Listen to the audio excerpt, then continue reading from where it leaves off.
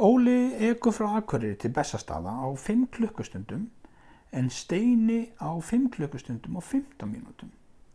Hve langt frá Akureyri til Bessastaða ef meðalhraði Óla 4,2 km á klukkustund meiri en meðalhraði Steina. Ok, við erum að vinna með Óla og Steina. Þegar við erum að reikna vegalengdir sem keyrðar eru, þá þær byggðar upp á hraðana sem við erum á, sinnum tíminn sem við tökum í að keyra og þá fáum við út vegalengdina sem við erum að keyra. Þetta á bæði við Óla og Steina. Við skulum setja inn í þessa litlu jöfnu hraði sinnum tími jafnt og kílómetrar. Byrjum á Óla. Óli ekur á 4,2 km á klukkustund meiri meðalhraða en Steini. Þannig að hraði Óla þá hraði hans Steina pluss 4,2. Hraði hans Steina þá bara x. Þannig að x-ið táknar hraða Steina. Tíminn sem þeir taka að keyra þessa vegalengd sá að Óli tekur 5 klukkustundir í þetta. Þannig að ég margfalda meðalhraða hans sinnum tíman 5 klukkustundir. En tíminn hans Steina 5 klukkustundir og 15 mínútur eða 5,25 klukkustundir. Þegar ég margfalda þennan hraða og tíma saman þá fæ ég út vegalengdina sem við erum að keyra, eða þeir keyra, bæði Óli og Steini.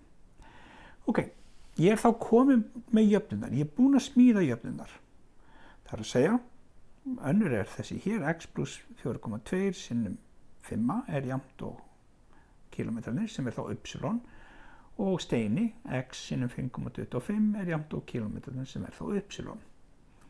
Taktu eftir að þetta y hér hjá honum Steina, þetta nákvæmlega sama y og hjá honum Óla. Þannig að mér langar að setja inn í staðinn fyrir þetta y nákvæmlega það sem þetta y hjá Steina y x sinnum 5,25. Ég ætla þá að setja það inn í staðinn fyrir þetta y hér og læt það líta svona út, 5,25 sinnum x, x-ið fyrir aftan. Það sinnumerkið á milli. Nú, ég þá komið jöfnu sem með einni óþekktri stærð, ekki 2 eins og var orginal. Það mjög óþægilegt að vinna þær jöfnur, ekkert mjög en smá, og það auðveldara að reyna að vinna með jöfnuna þegar hann bara með einni óþekktri. Þannig að ég set í staðinn fyrir þetta y hjá honum Óla, mun ég setja x sinnum 5,25 og það þá komið hér. Jafnan þá bara með einni óþekktri. Þá ætla ég að fara að leysa þetta x, finna út hvað það og myndu x-ið þá þessi hraði, þannig að ég að fara að finna hraðan hjá honum, hjá þeim. Ok, byrjum að þá margfalda 5 í svigan, 5 sinnum 4,2 og 5 sinnum x. Þá fæ ég 5x pluss 21. Allt saman þetta jafnt og 5,25x. Færum x-in yfir, gulu x-in yfir, þá stendur jafnan í 21 jafnt og 5,25x mínus þessi 5x sem voru hérna vinstra minn og núna komin hérna hægra minn. Nú, eftir að hafa reiknað út x-in, þá fæ ég út að 21 jafnt og 0,25x.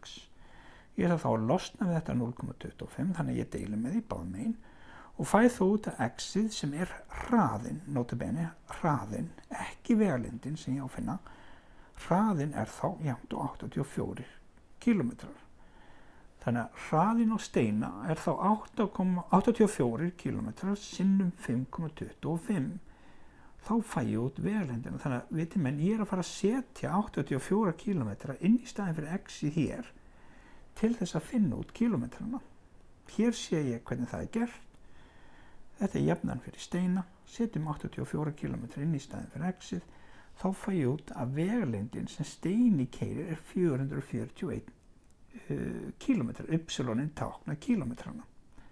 Ef ég set inn 84 km hér inn í jöfnunni hjá Steina, þá fæ ég 84 pluss 4,2 eða 88,2 og þegar ég margfalda það með 5 þá fæ ég líka út 441 km. Þannig að báðar jöfnurnar hefðu svarað því sama að kílómetrarnir eru 441.